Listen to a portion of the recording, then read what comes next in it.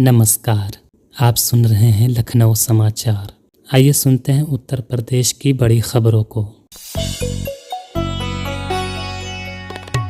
मुख्तार अंसारी को आज सुबह गाजीपुर के कालीबाग कब्रिस्तान में दफन कर दिया गया। करीब 30,000 लोग मुख्तार के जनाजे में पहुंचे थे। बेटे उमर ने जनाजे पर मुख्तार की मूंछों पर आखिरी बार ताव दिया। मुख्तार अंसारी की मौत की न्यायिक जांच के लिए गठित टीम आज सुबह बांदा जेल भी पहुंची। पूर्व प्रधानमंत्री स्वर्गीय चौधरी चरण सिंह को आज भारत रत्न से सम्मानित किया गया। राष्ट्रपति द्रौपदी मुर्मू ने चौधरी चरण सिंह के पौत्र चौधरी जयंत सिंह को यह सम्मान प्रदान किया। इसके बाद जयंत ने कहा, मेरे पास शब्द नहीं है। कल जयंत चौधरी पीएम मोदी के साथ मेरठ में मंच साझा करेंगे। लोकसभा चुनाव को लेकर कांग्रेस मथुरा से बॉक्सर विजेंद्र सिंह को टिकट दे सकती है। सियासी गलियारों में इसकी काफी चर्चाएं हैं। कांग्रेस पार्टी को आईटी नोटिस देने के खिलाफ पार्टी के नेता और कार्यकर्ताओं ने प्रदेश भर में प्रदर्शन किया। लखनऊ में कार्यकर्ताओं की पुलिसकर्मियों से नोकझोंक भी दिखी। योगी सरकार में कैबिनेट मंत्री ओम प्रकाश राजभर ने मुख्तार अंसारी को गरीबों का मसीहा बताया है। कहा, वो क्रांतिकारी थे, मैंने उन्हें लेकर जो भी बयान दिया है मैं उस पर कायम हूं। मुख्तार की मौत पर कहा कि परिवार ने जो आरोप लगाए हैं उसकी सरकार ने जांच के आदेश दिए हैं। देवरिया में आज सुबह गैस सिलेंडर फटने से परिवार के 4 लोगों की मौत हो गई। मरने वालों में मां, 2 बेटी और बेटा शामिल है। सूचना पर डीएम और एसपी मौके पर पहुंचे। फिलहाल पुलिस ने शवों को पोस्टमार्टम के लिए भेज दिया है। मट्टी देने के लिए अपने धार्मिक प्रयोजन के लिए किसी परमिशन की जरूरत नहीं। मुख्तार अंसारी के जनाजे के दौरान डीएम आयरका अखौरी और सांसद अफजाल अंसारी के बीच तीखी बहस हो गई। मुख्तार ने कहा कि मिट्टी देने के लिए दुनिया में कोई परमिशन नहीं लेता है। जवाब में डीएम ने कहा कि धारा 144 तोड़ने वालों पर एफआईआर कराऊंगी। इंडियन प्रीमियर लीग में आज लखनऊ सुपर जायंट्स और पंजाब किंग्स के बीच मैच है। सुबह से लोगों की भीड़ नजर आ रही है। सुबह से ही टिकट के लिए लंबी लंबी कतारें दिखी। कानपुर में आज गंगा मेला की धूम रही। जेट मशीन लगाकर लोगों पर रंगों की बौछार की गई। करीब 50,000 लोगों ने सड़कों पर होली खेली। जगह जगह डीजे सिस्टम लगाकर लोग नाचते नजर आए। करीब 5.5 किलोमीटर लंबे रूट पर ये होली खेली जाती है।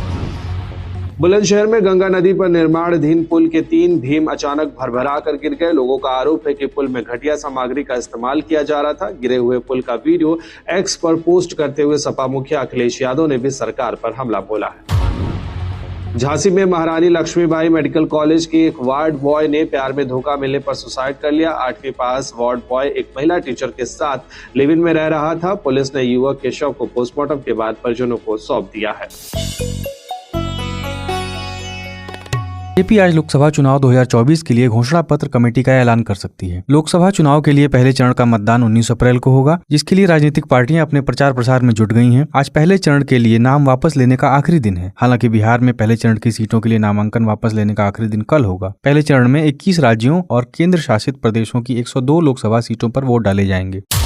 अरविंद केजरीवाल की गिरफ्तारी के विरोध में दिल्ली के रामलीला मैदान में कल इंडिया गठबंधन की तरफ से रैली होने वाली है। रैली में सोनिया गांधी, मल्लिकार्जुन खड़गे और राहुल गांधी भी शामिल होंगे। कांग्रेस ने अपने कार्यकर्ताओं से अपील की है कि वो रामलीला मैदान में आएं। रैली में झारखंड के पूर्व मुख्यमंत्री हेमंत सोरेन की पत्नी कल्पना सोरेन भी शामिल होंगी। कल्पना सोरेन दिल्ली पहुंच चुकी हैं। शरद पवार भी कल रामलीला मैदान में मौजूद होंगे। रैली के लिए नारा दिया गया है, तानाशाही हटाओ, लोकतंत्र बचाओ। इंडिया गठबंधन की तरफ से करीब 20,000 लोगों के लिए रैली की इजाजत ली गई है। इस रैली में उद्धव ठाकरे, अखिलेश यादव, तेजस्वी यादव, डेरेक ओब्रायन, सीताराम येचुरी सहित कई दिग्गज नेता मौजूद रहेंगे। कथित शराब घोटाले में घिरे केजरीवाल के लिए राहत के आसार नहीं दिख रहे। राउज एवेन्यू कोर्ट में केजरीवाल ने ईडी के समन के खिलाफ याचिका दी थी। कोर्ट ने इसके लिए सुनवाई की तारीख 24 अप्रैल की दी है। इसके पहले कोर्ट ने केजरीवाल की ईडी हिरासत 4 दिन बढ़ाकर 1 अप्रैल तक कर दिया था। इस बीच केजरीवाल को बर्खास्त करने को लेकर हाईकोर्ट में जनहित याचिका दाखिल करने का सिलसिला जारी है। दिल्ली शराब घोटाले में कानून मंत्री कैलाश गहलोत से ईडी दफ्तर में पूछताछ चल रही है। कैलाश गहलोत उन लोगों में शामिल थे जिन्होंने शराब नीति का ड्राफ्ट तैयार किया था। ईडी का आरोप है कि कैलाश गहलोत ने अपने फोन नंबर तेजी से बदले, अपना सरकारी घर विजय नायर को इस्तेमाल करने दिया। पूर्णिया सीट को लेकर बिहार में महागठबंधन में खींचतान बढ़ गई है। सीट शेयरिंग में आरजेडी कोटे से गई सीट पर पप्पू यादव अड़ गए हैं। पप्पू यादव ने पूर्णिया से ही चुनाव लड़ने का ऐलान किया है। 2 अप्रैल को पप्पू यादव नामांकन करेंगे। हाल ही में वे अपनी पार्टी के साथ कांग्रेस में शामिल हुए थे। अब सवाल ये है कि क्या पप्पू यादव कांग्रेस छोड़ेंगे या फिर आरजेडी मान जाएगी। उत्तर प्रदेश में माफिया डॉन मुख्तार अंसारी को आज सुपुर्दे खाक कर दिया गया। आज तक के पास मुख्तार अंसारी के पोस्टमार्टम रिपोर्ट की कॉपी है जिसमें हार्ट अटैक से मौत का जिक्र है। मुख्तार का परिवार लगातार मुख्तार अंसारी की मौत के पीछे साजिश का आरोप लगा रहा है। उन्होंने धीमा जहर देने का भी आरोप लगाया है, लेकिन पोस्टमार्टम रिपोर्ट में हार्ट अटैक की ही बात सामने आई है। मुख्तार अंसारी को दफनाने के दौरान गाजीपुर के सांसद अफजाल अंसारी और गाजीपुर की डीएम आरेका अखौरी में बहस भी हुई। कब्रिस्तान में सिर्फ परिवार के लोगों को ही जाने की इजाजत थी। काफी लोग अंदर जाना चाहते थे। जब प्रशासन ने रोकने की कोशिश की तो अफजाल और डीएम में बहस हो गई। डीएम ने उन सबके खिलाफ केस दर्ज करने का आदेश दिया जो जबरन अंदर जाने पर अड़े थे। कांग्रेस ने एक बार फिर इनकम टैक्स के नोटिस का दावा किया है। कांग्रेस मीडिया प्रभारी जयराम रमेश ने दावा किया कि रात में 2 और नोटिस मिले हैं। आयकर विभाग ने कल ही कांग्रेस को करीब 1800 करोड़ रुपए का टैक्स नोटिस भेजा था। राष्ट्रपति भवन में भारत रत्न समारोह में पूर्व प्रधानमंत्री चौधरी चरण सिंह, पूर्व पीएम नरसिम्हा राव, कृषि वैज्ञानिक डॉक्टर एमएस स्वामीनाथन और बिहार के पूर्व मुख्यमंत्री कर्पूरी ठाकुर को भारत रत्न से सम्मानित किया गया। इन सबको मरणोपरांत ये सम्मान दिया गया। इसके अलावा बीजेपी के वरिष्ठ नेता लालकृष्ण आडवाणी को भी भारत रत्न देने की घोषणा की गई थी, लेकिन खराब स्वास्थ्य की वजह से लालकृष्ण आडवाणी को उनके घर जाकर भी सम्मान दिया जा सकता है। कांग्रेस के वरिष्ठ नेता पूर्व केंद्रीय गृह मंत्री शिवराज पाटिल की बहू अर्चना पाटिल चाकूरकर ने आज बीजेपी का दामन थाम लिया। महाराष्ट्र के उप मुख्यमंत्री देवेंद्र फडणवीस की मौजूदगी में वो भारतीय जनता पार्टी में शामिल हुई। शिवसेना यूबीटी ने अपने मुखपत्र सामना के जरिए महाराष्ट्र में लोकसभा चुनाव के लिए अपने स्टार प्रचारकों की सूची जारी की है। इसमें उद्धव ठाकरे और आदित्य ठाकरे सहित 40 नेताओं के नाम शामिल हैं। ग्रेटर हैदराबाद म्युनिसिपल कॉरपोरेशन की मेयर विजय लक्ष्मी ने कांग्रेस ज्वाइन किया है। तेलंगाना में सीएम रेवंत रेड्डी और इंचार्ज दीप दास मुंशी की मौजूदगी में पार्टी की सदस्यता ली। विजय लक्ष्मी केसीआर की पार्टी बीआरएस के राज्यसभा सांसद केशव राव की बेटी हैं। हिमाचल प्रदेश के मनाली में मौसम ने करवट ली है। यहाँ बारिश के बाद बर्फबारी हो रही है। इसकी वजह से रोहतांग में अटल टनल को वाहनों के लिए बंद कर दिया गया है। मनाली के डीएसपी ने बताया कि अटल टनल में बर्फबारी हो रही है, इस वजह से वाहनों का चलना सुरक्षित नहीं है। इस्राएली मीडिया ने सरकार के हवाले से गजा में राहत सामग्री पहुंचाने के लिए अरब मुल्क के शांति बलों के इस्तेमाल के प्रस्ताव के बारे में रिपोर्ट प्रकाशित की है। रिपोर्टों के मुताबिक इन शांति बलों में सभी सुरक्षा बल अरब मुल्क के होंगे। रिपोर्टों के मुताबिक इस सप्ताह अमेरिका यात्रा के दौरान इस्राएली रक्षा मंत्री योवाव गैलेंड ने इस प्रस्ताव को आगे बढ़ाया है।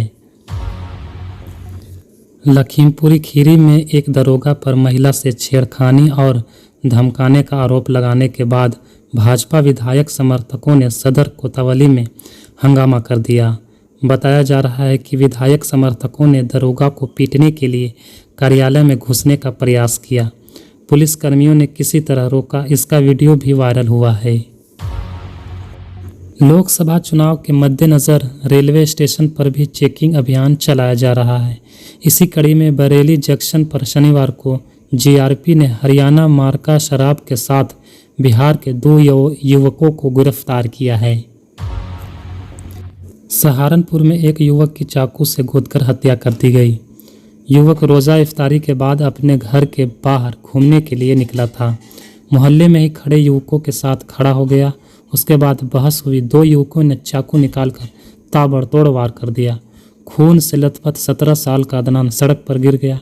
यह देखकर आरोपी फरार हो गया। अदनान को निजी अस्पताल में ले जाया गया, जहां उसकी मौत हो गई।